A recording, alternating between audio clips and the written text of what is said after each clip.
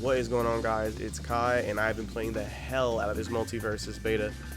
This game has shattered every single expectation I've had for a modern fighter. Yes, I'm calling it a modern fighter, but I don't want to elaborate too much on that. If you guys want to see me gush about the game, you'll see all my, my stream from yesterday, and I'll be streaming later today, so be sure to check those out and come through. I'm sure we could share some games together, but I'm here to tell you guys how to level up your game as usual, like we do here on the channel, because even though the advanced tutorial is pretty good, it doesn't actually tell you everything that you need to know. There's a bunch of underlying mechanics in this game, and I think there's about 5 I want to tell you guys today, so let's go ahead and get into that.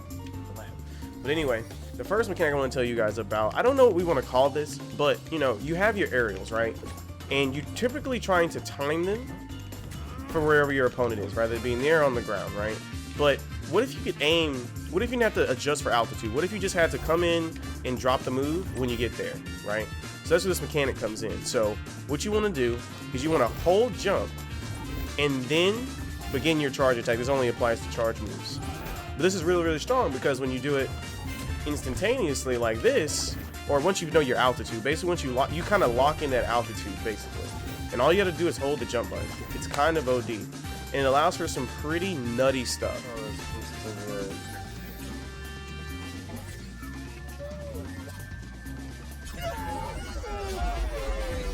And yeah, it's really, really good. And it only works for charge moves, but you're allowed to lock in your altitude as long as you're holding jump. Most people, they're falling down, and this is going to give you extra angles of attack.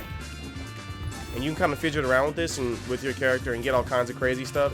Obviously, it gets a lot more cooler with platforms around, but that's just a simple example. Let's move on to the next tip.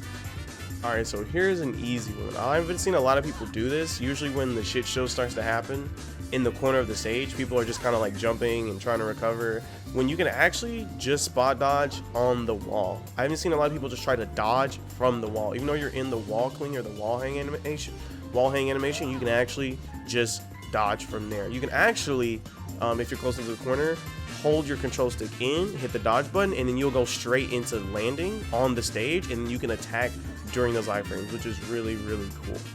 Be sure to get this one down because it's going to save your life, because people are going to be trying to spike you 24/7, and if you're able to learn how to turn the tables like this, it's a wrap. Alright, so this next mechanic is pretty subtle, but it is there. DI is in this game, Directional Influence. If you guys are coming from Smash, you definitely know what I'm talking about, but for those who do not, and need proof that this exists, you just go down to the interface settings and you go boop, boop, boop, boop, boop. This is not a tutorial, by the way. Directional Influence Visualizer. So here's the proof that it exists and it's in the game. We don't even need to turn this on to prove it exists though. How you use this mechanic is you simply aim your control stick while you're in hit stun, and that's going to control or add to the trajectory that you're already being hit at. So we have Shaggy here set to make me go flying, right? And if I don't DI at all, I'm going to die, right? Let me reset it again so you guys can confirm that. I'm going to die. All I'm going to do is aim from the furthest point from center stage, which is the corners, okay? So I'm going to aim my control stick up into the left, and watch this. All of a sudden, I'm not going to die. I'm actually going to be able to air dodge back on and then recover. This is going to save you in a lot of edge cases, but it's very big for like learning how to recover. And you can also apply this to any other trajectory too. I don't want to elaborate on it, but the fact that it exists, just know it does. And your goal is to always aim for the corner, whether you're going straight up, to the right, even down right even. But yeah, there you go. Next mechanic. So the next mechanic I want to talk about is whiff canceling. I've seen a lot of people do things like this. See how I threw my I dodged and then animation canceled into an attack. I've seen a lot of people do this in combo sense, right?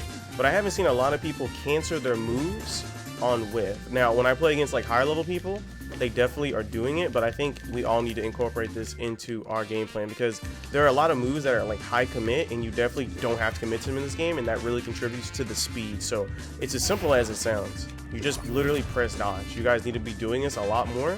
Even if you don't have your stamina gauge very high, I know you got to ration your stamina, but it's actually lets you put together parts of your kick, namely your special moves, in ways you definitely may not have wanted to do before. And again, a lot of people are doing this on hit, but if you whiff too, just remember, it's still accessible. Definitely don't not do it.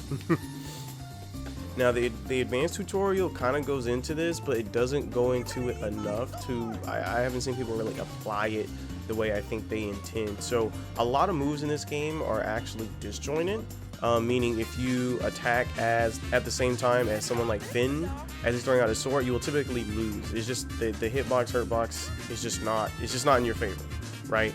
And so I've seen a lot of people dodge through Finn's attacks, and they dodge away and dodge through Finn's attacks, but no one's really dodging into with the intent to kill Finn for just swinging his sword. So here's a fantastic example. All you want to do, dodge in and input an attack as you're dodging, and you immediately counterattack. This is key to shutting down moves like this in the game. I'm sure a lot of us have run into a lot of moves that are just taking up space.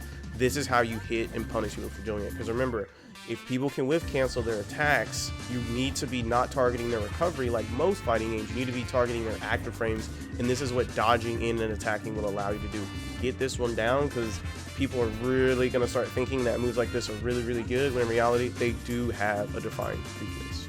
So those are the 5 mechanics I really wanted to talk about. The advanced tutorial, again, is excellent, but it doesn't really tell you everything. You guys really need to be using all these mechanics, so don't worry about using all of them immediately. Just use 2 or 3, and if you guys want me to go in depth on any of these, just let me know down in the comments. But yeah, besides that, I'm gonna go back to playing this awesome game. Be sure to leave a like for your boy, subscribe if you guys want to see more Multiverses, and have a good time gaming. If you guys want to see me, I'll be streaming probably right now. See you on the next video.